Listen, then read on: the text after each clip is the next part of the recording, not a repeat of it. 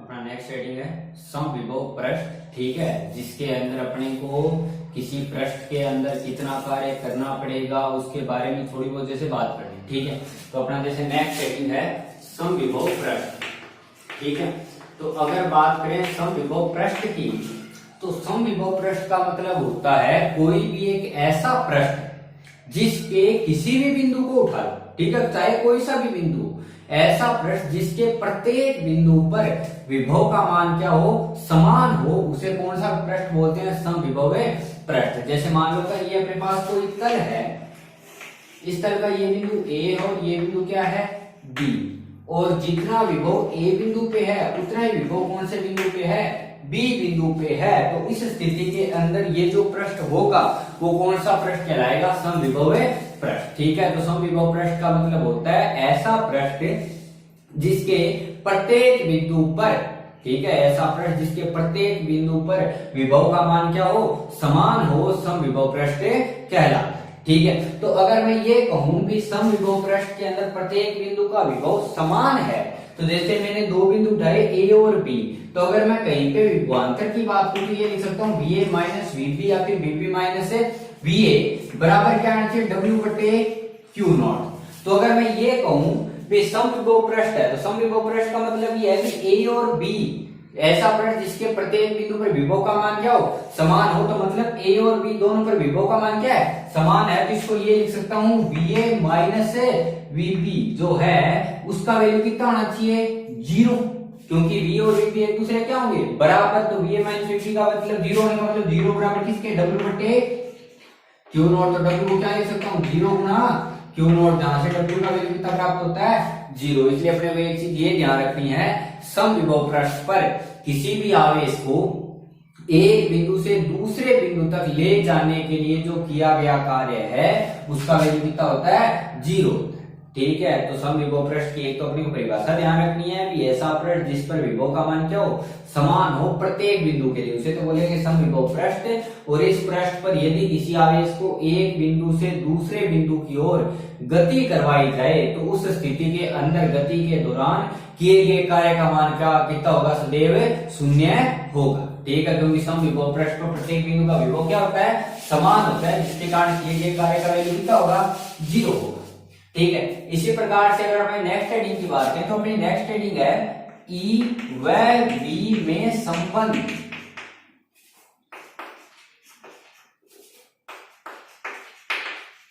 ठीक है, यानी विद्युत क्षेत्र और विद्युत जो विभव है, ठीक है, उसके अंदर संबंध क्या होता है। तो अगर अपने बात करें विद्युत क्षेत्र और विद्युत विभव में संबंध की, तो जैसे अगर मैं बात करूं V की, तो मैंने मान लिया भी एक पृष्ठ है अपने पास, कोई A पृष्ठ है, ठीक, ये समविभव पृष्ठ है कोई सा भी, इसके समीप कोई दूसरा पृष्ठ रखा गया है, ये पृष्ठ कौन सा मान लो B है, तो मैंने दो समविभव पृष्ठ माने भी, एक समविभव पृष्ठ तो है A और उसके समीप में कोई दूसरा समविभव पृष्ठ कौन है, B, जिनका विभव अलग अलग है। जैसे इसका विभव V1 है और इसका विभव क्या है, V2 है। ठीक है, या फिर इसको लिख रहा हूं VA से और इसको लिखा VB से, भी मैंने दो समविभव पृष्ठ मान लिए, एक का जो विभव VA है और दूसरे का जो विभव वो क्या है, VB है। अगर यहाँ पे मैं विद्युत क्षेत्र या फिर अलग अलग टाइप की बात जैसे कार्य विभव की बात करूं, तो एक चीज अपने को ये ध्यान रखनी है, समविभव पृष्ठ जो होता है वो एक ऐसा पृष्ठ होता है जिसकी सतह पर अगर अपने, ठीक है, कोई भी विद्युत क्षेत्र रेखा या कोई भी चीज खींचे तो वो हमेशा उसके लंबवत आती है। ठीक है, जैसे अगर मैं समविभव पृष्ठ की बात करूं तो समविभव पृष्ठ अपने बेसिकली 3 प्रकार की बात करते हैं। पहला समविभव पृष्ठ होता है गोलीय, 3 समविभव पृष्ठ की बात करते हैं। पहला समविभव पृष्ठ होता है कौन सा, गोलीय समविभव पृष्ठ। गोलीय समविभव पृष्ठ का मतलब होता है भी कोई, ये ज्यादातर खींचा जाता है किसी बिंदु आवेश के लिए। ठीक है, जैसे कोई गोला है या फिर कोई बिंदु है, उसके चारों ओर एक पृष्ठ खींच दो। अब समविभव पृष्ठ ड्रॉ कैसे करेंगे, अगर समविभव पृष्ठ की बात करूं तो मतलब विभव का मान क्या रहना चाहिए, समान। तो किसी भी आवेश के कारण जो विभव होता है वो क्या लिख रहे हैं अपने, KQ बटे R। यानी अगर किसी बिंदु आवेश के लिए मुझे समविभव पृष्ठ लिखना है तो यानी उसके प्रत्येक बिंदु का विभव समान होना चाहिए। तो उसके लिए Q तो नियत है, क्योंकि आवेश तो वही है अपने पास, तो उसके लिए किसका मान नियत होना जरूरी है, R का। ठीक है, इसलिए अगर कहीं पे समविभव पृष्ठ खींचा जाए बिंदु आवेश के लिए, तो बिंदु आवेश के लिए समविभव पृष्ठ का मतलब ये है ऐसा बिंदुओं का समूह है जिसकी दूरी उस आवेश से क्या हो, समान हो। ठीक है, यानी जितनी दूरी पे पहला उतनी दूसरी पे, और किसी भी निश्चित बिंदु से प्रत्येक बिंदु की दूरी समान कौन सी आकृति में होती है, गोले में। ठीक है, एक ऐसा पृष्ठ जैसे गोला है, तो गोले के केंद्र से प्रत्येक जो सतह है उसकी दूरी क्या होती है, समान, और जिसका मान किसके बराबर होता है, उसकी त्रिज्या के। इसलिए अगर कोई बिंदु आवेश है, ठीक है, तो बिंदु आवेश के लिए जो समविभव पृष्ठ है वो कैसे होते हैं, गोलीय। ठीक है, पहली चीज तो ये। दूसरा, अगर मैं गोलीय समविभव पृष्ठ की बात करूं, तो समविभव पृष्ठ एक दूसरे को काट सकते हैं क्या, नहीं काट सकते, क्योंकि अगर इस गोले को ये ऊपर वाला गोला ऐसे काट दे, तो गोले को अगर दो सेकेंडरी गोले हैं, पहला और ये दूसरा है, ठीक है, तो अगर एक गोले को दूसरा गोला काटेगा, तो एक गोला जैसे ये और दूसरा गोला ये है, तो ये दोनों समविभव पृष्ठ नहीं हो सकते। क्यों, क्योंकि जहां पे ये काटते हैं, ठीक है, और उन बिंदुओं की अगर मैं उस आवेश से दूरी देखूंगा तो वो अलग अलग आ सकती है। ठीक है, क्योंकि एक वर्त है तो एक वर्त की दूरी अलग है, दूसरे वर्त की दूरी क्या आएगी, अलग, दोनों की त्रिज्या क्या आएगी, अलग अलग। इसलिए जो समविभव अगर गोलीय पृष्ठ खींचे जाएं तो वो हमेशा सकेंद्रीय गोले होते हैं। ठीक है, सकेंद्रीय गोले, यानी गोले बनाएंगे लेकिन सभी गोलों का केंद्र क्या होगा, एक। ठीक है, और सबकी त्रिज्या क्या होगी, अलग अलग। क्यों, क्योंकि समविभव पृष्ठ के लिए, बिंदु आवेश के लिए उनकी दूरी क्या होनी चाहिए, समान होनी चाहिए। उनकी जो R है वो प्रत्येक बिंदु की बराबर होनी चाहिए, और प्रत्येक बिंदु की दूरी बराबर हमेशा होती है किसी गोले के केंद्र से। ठीक है, इसलिए जो आवेश है वो गोले के कहां पे आना चाहिए, केंद्र पर। ठीक है, इसलिए कोई सा भी अगर मैं कोई गोला खींचूं, ठीक है, तो उनके प्रत्येक जो समविभव पृष्ठ है, समविभव पृष्ठ का प्रत्येक गोला कैसा होगा, सकेंद्रीय होगा, और उसका केंद्र कहां पे स्थित होगा, उस आवेश पर स्थित होगा। एक तो होता है गोलीय, जो ज्यादातर खींचा जाता है बिंदु आवेशों के लिए। दूसरा होता है बेलनाकार, बेलनाकार समविभव पृष्ठ। बेलनाकार समविभव पृष्ठ खींचा जाता है किसी रेखीय आवेश के लिए। ठीक है, जैसे ये रेखीय आवेश है, ठीक है, जैसे अपने अनंत लंबाई के लिए तार के लिए बात की थी, तो उस तार को बंद करने के लिए, ठीक है, उस तार से प्रत्येक की दूरी क्या हो, समान हो। जैसे अपने तार के कारण ई लिखा था 2k लैम्डा बटे r, ठीक है, तो उसके लिए वो r पे निर्भर कर रहा था। तो यहाँ पे भी अपने अगर किसी तार है, कोई रेखीय आवेश है, तो उसके लिए जो अपने पृष्ठ खींचते हैं समविभव, वो कैसा होता है, बेलनाकार। तीसरी बात करते हैं समतल की।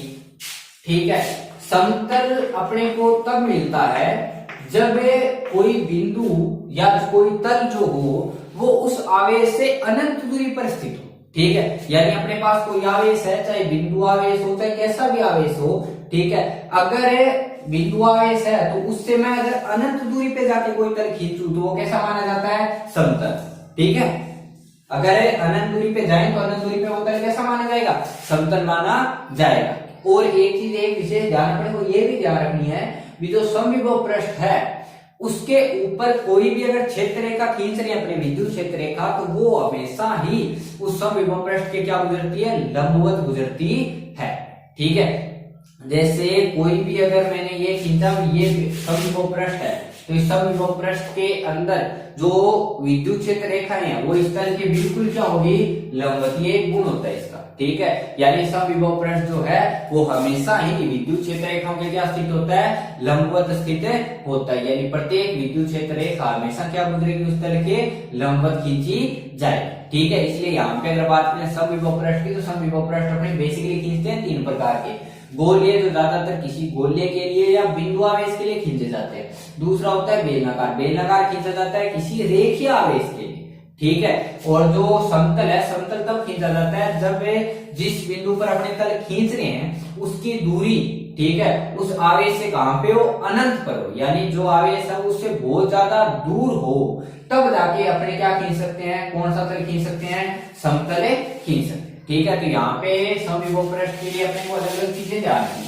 ठीक है, अब अगर मैं बात करूं विद्युत क्षेत्र और विभव के अंदर संबंध की, तो मैंने दो समविभव पृष्ठ मान लिया, एक समविभव पृष्ठ माना ए पर प्रत्येक बिंदु पर विभव का मान समान है, और दूसरा समविभव पृष्ठ क्या माना बी, जिसमें बी के प्रत्येक बिंदु पर विभव का मान क्या है समान। तो अगर मैं विभव और विद्युत क्षेत्र के अंदर संबंध की बात करूं तो अपने विभव को लिखा था W/Q, ठीक है, यानी कार्य बटे उसका आवेश। इसी तरह अगर मैं विद्युत क्षेत्र के लिए लिखूं तो विद्युत क्षेत्र के लिए बल निकाल सकते हैं और बल के हिसाब से उसका विस्थापन निकाल सकते हैं। तो बल गुणा विस्थापन करके क्या आ सकता है कार्य। इसका मतलब यह है कि अगर मैं विद्युत क्षेत्र और विभव को आपस में किसी तरीके से रिलेट करना चाहूं तो उसको रिलेट किया जा सकता है कार्य के द्वारा, ठीक है, क्योंकि चाहे विभव हो चाहे विद्युत क्षेत्र हो, दोनों के अंदर ही क्या आ सकता है कार्य आ सकता है। इसलिए अगर मैं कार्य के अनुसार बात करूं तो इसका विभव V है और इसका विभव VB है।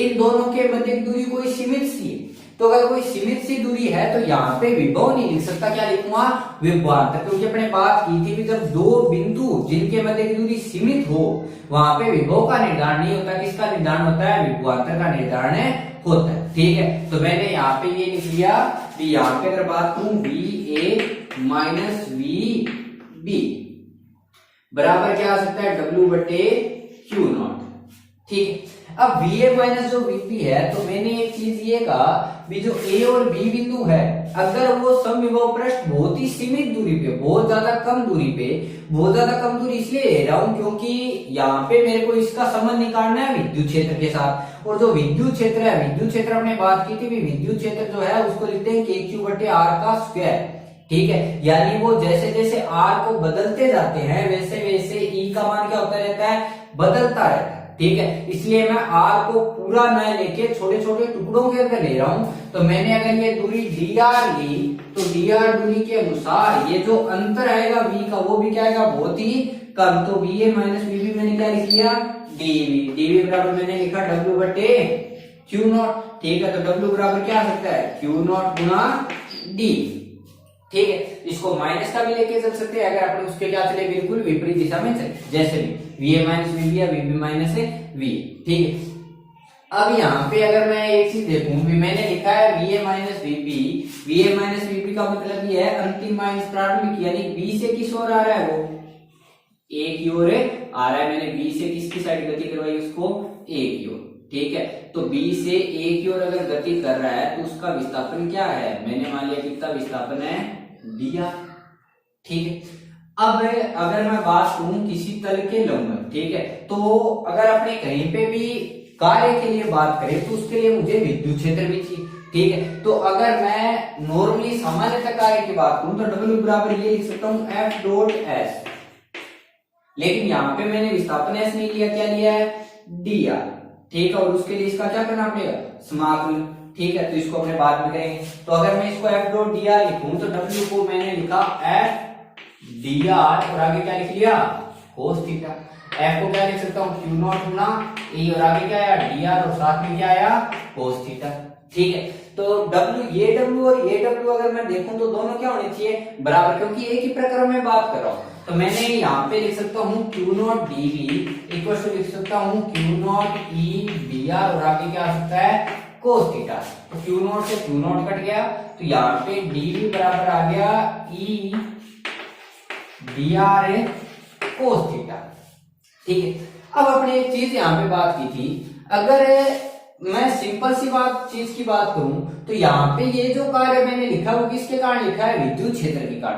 तो उस विद्युत क्षेत्र के कारण अगर अपने कार्य की बात करें तो उसके आगे चिन्ह किसका आता है माइनस का। आपने अच्छी तरीके से बात की थी तो यहाँ पे निशान किसका आना चाहिए माइनस का, तो यहाँ पे निशान किसका माइनस का। और अगर मैं ये बात करूं इसको ये लिख सकता हूँ dV/dr और ये माइनस का चिन्ह इधर लेके आया बराबर किसके बच गया E cos थीटा, ठीक है।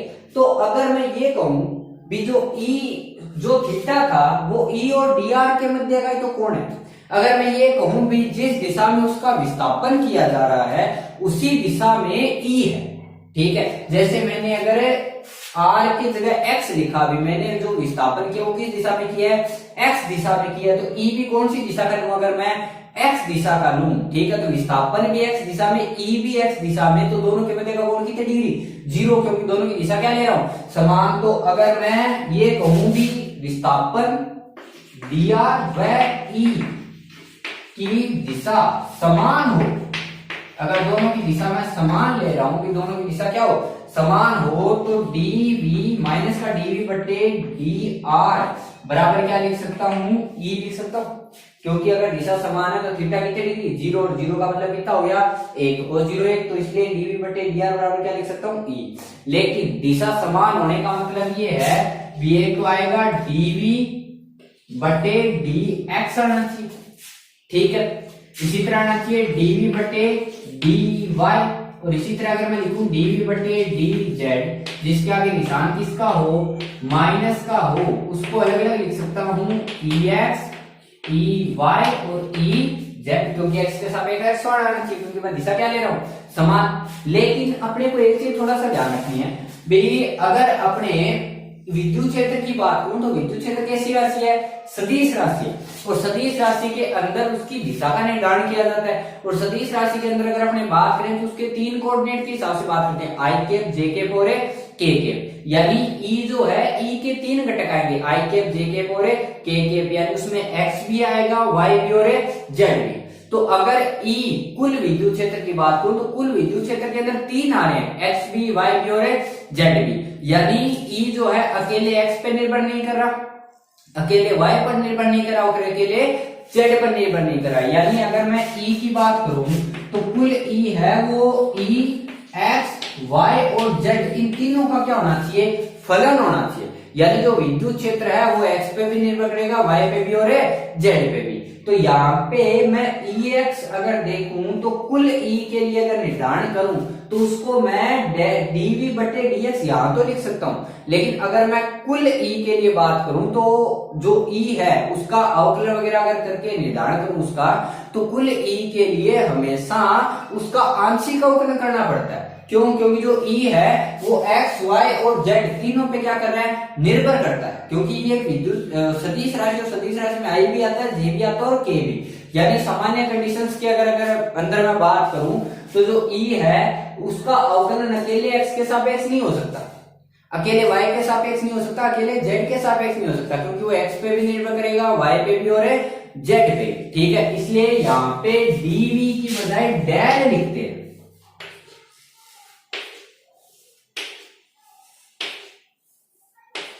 डी और डेल में क्या डिफरेंस है, डी और डेल में डिफरेंस है, डी तो बोलते हैं उसका पूर्ण अवकलन, ठीक है, और डेल बोलते हैं उसका आंशिक अवकलन, यानी जब भी किसी फलन का अगर आंशिक अवकलन करेंगे तो उस स्थिति के अंदर रेस्ट जो चीजें है, ठीक है, जैसे कोई फलन है एक्स, वाई, जेड तीनों के अंदर है, अगर मैं उसका आंशिक अवकलन कर रहा हूं एक्स के सापेक्ष तो वाई और जेड को क्या माना जाएगा, नियत माना जाएगा। अगर मैं उसका आंशिक अवकलन कर रहा हूं वाई के सापेक्ष तो एक्स और जेड को क्या माना जाएगा, नियत। और अगर मैं उसका आंशिक अवकलन कर रहा हूं जेड के सापेक्ष तो एक्स और वाई को क्या माना जाएगा, नियत। यानी आंशिक अवकलन का सीधा सा मतलब है जिस भी राशि के सापेक्ष या जिस भी चर के सापेक्ष उसका अवकलन किया जा रहा है उस राशि के अलावा चाहे कोई से भी चर हो, चाहे वो बदले नहीं बदले कुछ भी हो, उन सबको क्या माना जाएगा, नियत माना जाएगा, ठीक है। यानी अगर कोई फलन है मेरे पास एक्स, वाई, जेड तीनों में और मेरे को उसका आंशिक अवकलन कर रहा है किसके सापेक्ष, एक्स के सापेक्ष, तो x के अलावा जो भी है y, z जो भी है t, ठीक है, कुछ भी हो, उन सब का अवकलन है वो क्या मान के किया जाएगा, नियत मान के किया जाएगा। जिस तरह से अपने 3, 4, 5 जो नियत संख्या है उनके आधार पर उसका अवकलन किया जाएगा। यानी f, x, y, z तीनों का है तो x के सापेक्ष अवकलन होने का मतलब y और z को नियत, ठीक है। यानी जिस राशि के सापेक्ष अवकलन हो उसके अलावा जो भी राशि हो सबको क्या माना जाए,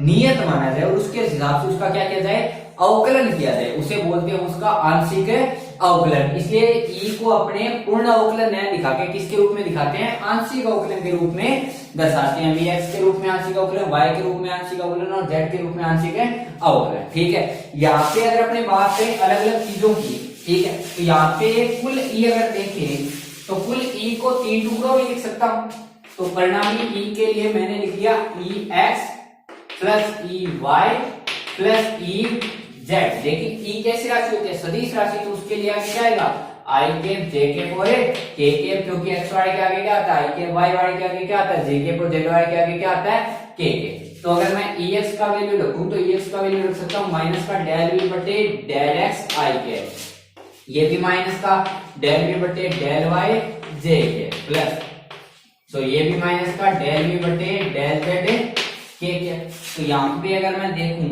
तो आई कैप जे कैप 3 तो है, तो इसको मैं माइनस पे लिया कॉमन, इसको ये लिख सकता हूँ डेल बटे del X V I cap minus plus del V बटे del Y J cap plus del V बटे डेल जेड के। अगर मैं बीच में निशान प्लस का देखूं तो अगर कहीं पे किसी राशि का अवकलन करते हो और उनके बीच में अगर प्लस का निशान है तो इसका मतलब ये है कि अगर x प्लस 2x है या x स्क्वायर प्लस 3x है तो इसका अवकलन करते टाइम दोनों का अवकलन अलग अलग कर सकते हो और बीच में निशान किसका आता है, प्लस का। तो इसका मतलब ये कुछ ऐसी राशि है माइनस का डेल बटे डेल एक्स आई कैप प्लस डेल बटे del Y J cap plus del बटे डेल जेड के कैप और आगे कौन है, v है। यानी अवकलन किया गया v का x y z तीनों के सापेक्ष और ये अकेला फलन है तो उसको तीनों के साथ क्या कर सकता हूं, अलग अलग। तो इसको e को लिखते हैं अपने डेल से, ठीक है, और आगे क्या आएगा v और आगे निशान किसका, माइनस का। v को लिखते हैं माइनस का डेल v। ये जो डेल है इसे बोलते हैं डेल संकारक। क्या बोलते हैं, डेल संकारक। और डेल संकारक का वैल्यू ये इसके बराबर होता है डेल बटे डेल एक्स आई कैप डेल बटे डेल वाई जे कैप और डेल बटे डेल जेड के कैप। इसे क्या बोलेंगे, डेल संकारक, ठीक है। और इसके आधार पे अपने को एक चीज ये भी ध्यान रखनी है, भी ये जो मान है वो अधिकतम मान को दर्शा रहा है। कैसे, क्योंकि यहाँ पे अपने दिशा क्या ली, समान। और समान दिशा मतलब कोस 0 रखा था और कोस 0 का वैल्यू कितना रखा था, 1। और कोस 0 का कोस का अधिकतम वैल्यू कितना होता है, 1। यहाँ पे ये जो वैल्यू है वो किसके मान को दर्शा रही है, उसके अधिकतम मान को दर्शा रही है, ठीक है। तो यहाँ पे अगर मैं एक राशि एक तो ये डेल संकारक ध्यान रखना है। तो यहाँ पे अगर अपने एक भौतिक राशि की बात और करें, ठीक है, जैसे मान लो क्या है E जो dv बटे dr था माइनस का, उसको लिखा था E cos थीटा। तो यहाँ पे अगर मैं ये लिखूं माइनस का डेल v बटे dr का अधिकतम मान की बात करूं, मैक्सिमम वैल्यू की, तो मैक्सिमम वैल्यू की अगर मैं बात करूं तो इसको मैं लिख सकता हूं cos थीटा। तो cos थीटा का अधिकतम वैल्यू कितना हो सकता है, 1। तो यहाँ पे क्या आया, E, ठीक है। तो यहाँ पे अगर मैं देखूं तो ये जो डेल v बटे डेल x है, जो ex है, वो कौन से मान को दर्शा रहा है, अधिकतम मान को।